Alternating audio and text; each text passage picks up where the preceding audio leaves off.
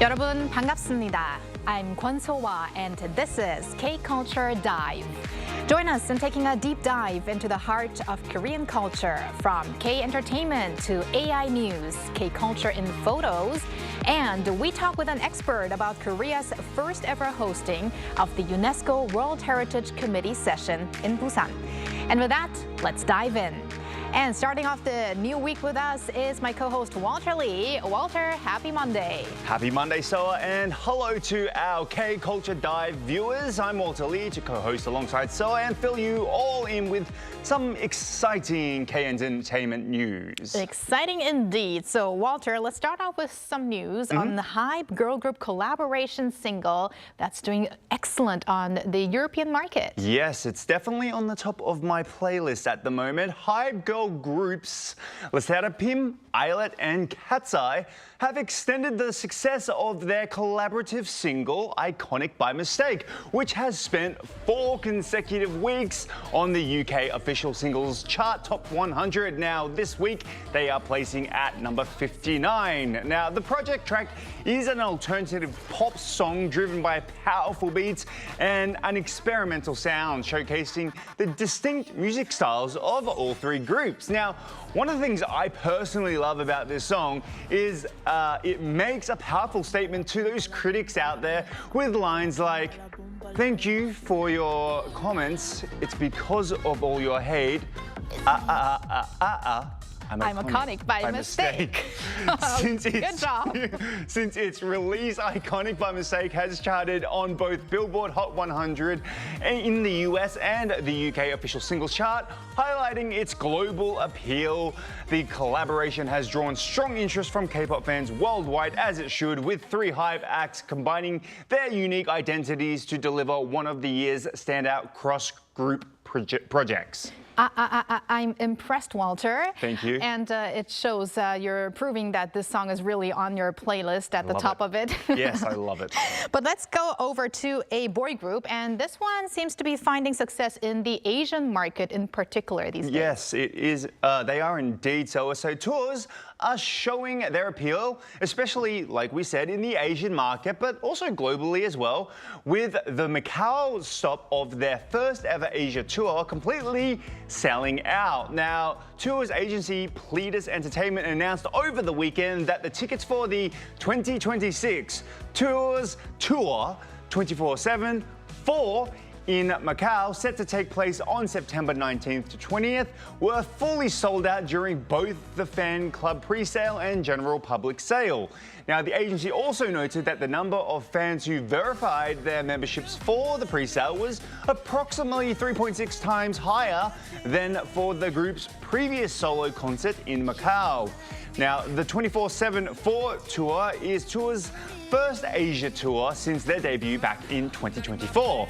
They're set to perform 15 shows across 8 cities, kicking off in Seoul before traveling to Japan, followed by Bangkok, Singapore, and also Taiwan. And the last news is for movie fans. Yes. Because this is a film that appears to be high on many people's watch list, including mine. Yes, indeed. I mean, we've talked about it quite a lot on the show, but director Na Hong-jin's highly anticipated new film, Hope, is off to a very great start, surpassing a 60% reservation rate and setting this year's highest advance ticket sales record ahead of its July 15th release, which is very soon. Now, according to the Korean Film Council's integrated ticketing system, the film topped the reservation rankings with a 61.3% booking rating and 370,000 tickets sold in advance, the highest pre-sale release total of any film this year. That means even surpassing The King's Warden. That's amazing, right? With the amount of attention that movie brought. Now, blending science fiction, action, thriller, and black comedy, Hope has attracted attention for its genre-defying storytelling. The film has further generated a lot of buzz after being pre-sold to distributors in more than 200 countries and regions, making it one of the most valuable overseas sales for a Korean film to date.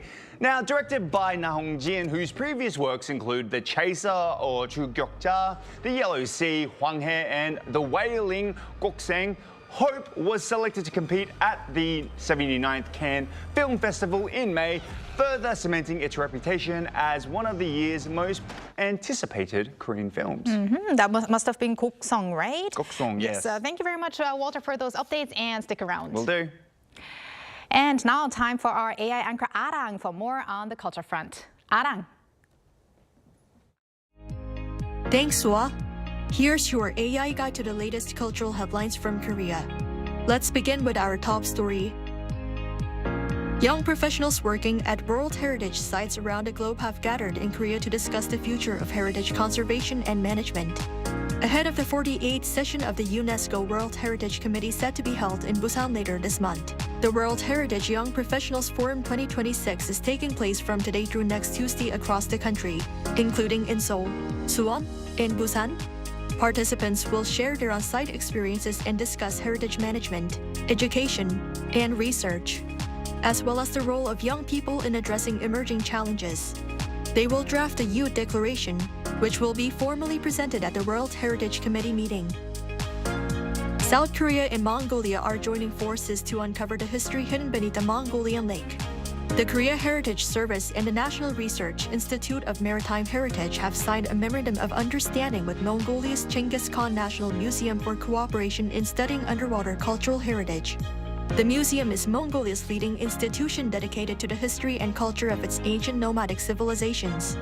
Under the agreement, the two countries will first train specialists in underwater archaeology before launching a joint underwater survey of Lake Badar-Handaga, beginning in 2028. More than 370 artifacts have been discovered at the site.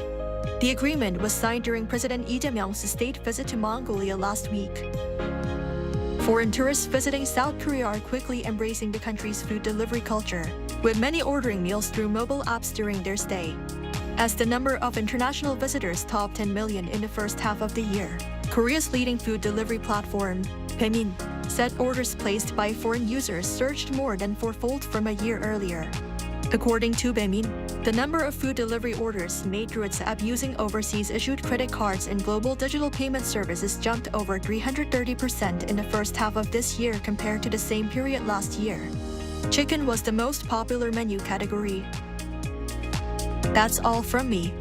Turning now to a quick look at more K-culture stories making headlines today.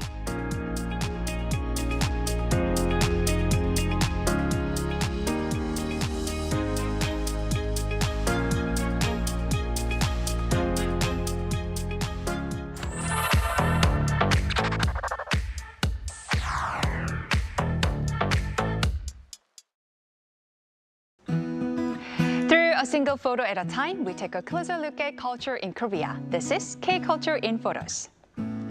Today's keyword is 장마, Korea's monsoon season. This is the time of year when days of heavy rain become part of everyday life. Take a look at this street scene. People are making their way to work or school wearing raincoats and holding tightly onto their umbrellas. Tourists are doing the same, making their way through the heavy rain. On rainy mornings, places like Gwanghwamun look completely different. The usually lively streets become darker, quieter, and more subdued. But life doesn't stop. People simply carry on with their day. During the monsoon season, routines also change. Streams like Cheonggyecheon may close because of rising water levels. Stores see a surge in dehumidifier sales. Beaches in Jeju issue safety warnings as parasols disappear, and professional baseball game get called off because of the rain. And let's stay with the rainy season a little longer. Why not brighten up a gloomy day with a fun umbrella? Some come in playful shades of pink that look like blooming flowers or stars, while others reveal a blue sky and fluffy clouds when opened, making it feel like the rain has suddenly disappeared. Colorful gradient designs can also make a rainy walk a little more cheerful. Now, here's a clever idea. LED umbrellas light up at night, making it easier to see where you're going while helping others notice you in the rain. They almost look like a glowing concert light sticks.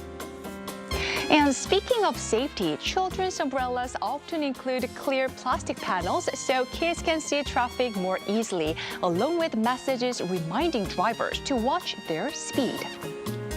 And if an umbrella breaks, instead of just throwing away, many local governments operate umbrella repair centers. Since umbrellas are difficult to recycle, repairing them is a simple way to reduce waste and give them a longer life. To celebrate Busan's hosting of the UNESCO World Heritage Committee this month, a special exhibition is showcasing the remarkable records and royal culture of the Joseon dynasty. Among the highlights are elegant royal porcelain reflecting the sophistication of the royal craftsmanship. Visitors can also see royal portraits of Kings Yeongjo and Cheol종, the iconic 1월 오봉도 folding screen, and the famous 동궐도, a detailed painting of the eastern royal palaces where visitors gather to admire its remarkable scale. Another stunning piece is the bright red wonsam dress, once worn by the Crown Princess of Korea, offering a glimpse into royal ceremonial fashion. Perhaps the biggest attraction is the annals of the Joseon dynasty. For the first time in history, all 4 surviving archival editions, once kept separately in different mountain storage sites, are being displayed together in one place, highlighting Korea's extraordinary tradition of preserving history. Looking for a fun way to cool off this summer? In Korea, convenience stores have become the place to create viral DIY drinks. The latest craze starts with 3 familiar items: a cup of ice, banana-flavored milk, and a classic coffee ice cream bar. Here's the recipe. Simply crush the ice cream into the ice cup, pour in the milk, and you've got a rich cafe-style shake. No blender needed. Who knew these simple convenience store items could turn into such a delicious summer treat? Another trending mix is 복소사, made with 복분자 wine, soju, and lemon lime soda.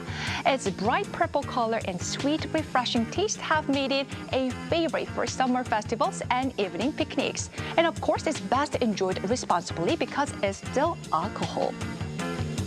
And finally, there's 얼박사, a combination of ice, Korea's famous energy drink Bacchus, and soda. Fizzy, icy, and surprisingly refreshing, it's become another social media favorite for beating the summer heat.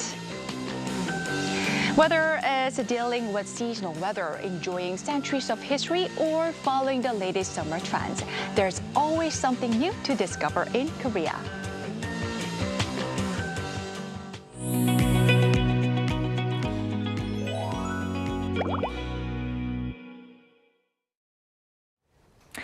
As Seong and Arirang earlier mentioned, South Korea's southeastern city of Busan is hosting the 48th session of the UNESCO World Heritage Committee, marking Korea's first time hosting this major international meeting, at which experts from around the world are gathering to discuss the inscription and preservation of World Heritage sites. Today, we'll take a closer look at what this means for Korea and explore the value of Korea's World Heritage with Professor David William Kim, Professor of Modern History at Kookmin University and Committee Member for UNESCO World Heritage for the Korean government. Professor Kim, welcome to the program. Hello, Professor. Professor Kim, it seems like you might be on mute right now. I'm sorry. Thank you. Hello. Good afternoon. David Kim here.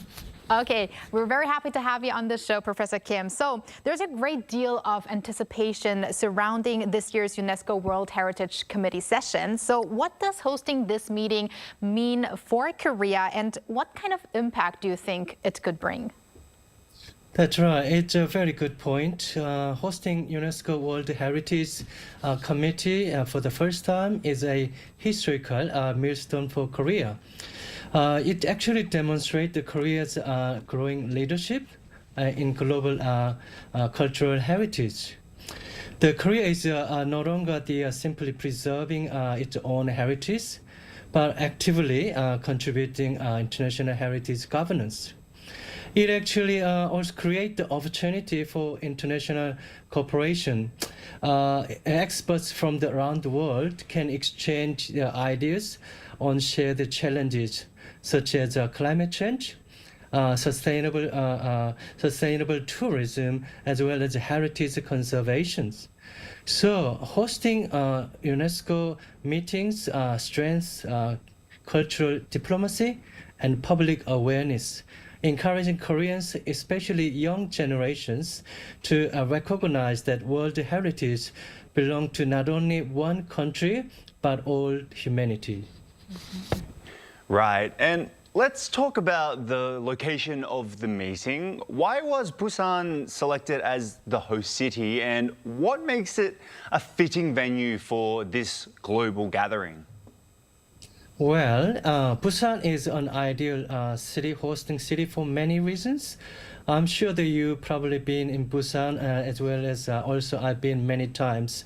Busan has been a long time Korea's international gateway. As one of Asia's leading port cities, it represents openness, diversity, and global exchange.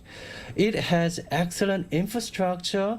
With that, this time they are able to host the UNESCO World Heritage Committee Convention. Previously, as you know, the Busan International Film Festival is Asia's leading film festivals, also one of the world premier film events annually happening in Busan. Another one is G-Star, Korea's largest video game exhibitions, to also happen in Busan. So Busan has a lot of experience. Alternatively, hosting a UNESCO meeting outside of Seoul, it actually shows Korea's heritage is found throughout countries, also closely connected to local communities. And Professor Kim, Korea is home to 17 UNESCO World Heritage Sites, which includes 15 cultural sites and 2 natural sites, from ancient temples and royal tombs to historical shrines, Buddhist mountain monasteries. So despite this diversity that we're seeing, what do you think is maybe the common thread that makes Korea's World Heritage Sites so distinctive? Yeah, as you mentioned, Korea has so many, already 17 World Heritage Sites we are having, such as, if you go Hain Temple, they have a Pikachuga Koreana, Joseon Jeongmyo, and then if Bulguk Temple, so many other stuffs, also Dolmen site. Those are not only part of Korea, but also it's a part of the World Heritage. All the sites are very different. They demonstrate the harmony between people and nature. Korea heritage often reflects coexistence with the natural environment rather than domination of it. Among them, many are living heritage. Places such as Korea's Buddhist temples continue to serve their original cultural and religious purposes today. Even nowadays, the temples stay attracting so many international visitors as well as local people. They embodied universal value such as respect, community, education, and continuity, making them meaningful well beyond Korea. Right. Right, and let's talk about Jongmyo Shrine a little bit more, which is located in central Seoul and is one of Korea's best known UNESCO World Heritage sites. You've even written and published research on it internationally. What makes Jongmyo such a fascinating subject to study? Yes, as you mentioned, Jongmyo is continually inspiring me as well as many people, especially those people who love the heritage site. As you see the picture, it is much more than historical buildings. It combines architecture, ritual, music, and philosophy into the one living cultural space, such as Jeongjeon, which is actually the principal building of one of the longest traditional wooden building in East Asia. Jongmyo-jere, it's a royal ancestral memorial ceremony, as well as Jongmyo-jere Ark, it's a memorial music. It represents Confucian value that shares pre-modern Korean society for centuries. Although Jongmyo is uniquely Korean, it expressed universal human value about memory, identity, and preserving our shared cultural traditions. Right, Professor Kim, I think really Jongmyo is so special in how it connects the past with the present in such a tangible way. But now you've also been active in the field of intangible cultural heritage. So you were there when, for instance, Korea's traditional jang-making culture was inscribed by UNESCO in 2024. So what moment from that experience has stayed with you the most? Yes, that experience really remaining memorable personally to me, of course also Korean government as well. The 19th UNESCO convention that was held in Paraguay in Latin America emphasized the intangible cultural heritage such as festivals, oral tradition, performing art, foodways, as well as traditional knowledge. Is not only a cultural resource, but also driver of the social coherence and environmental resilience and intercultural dialogue.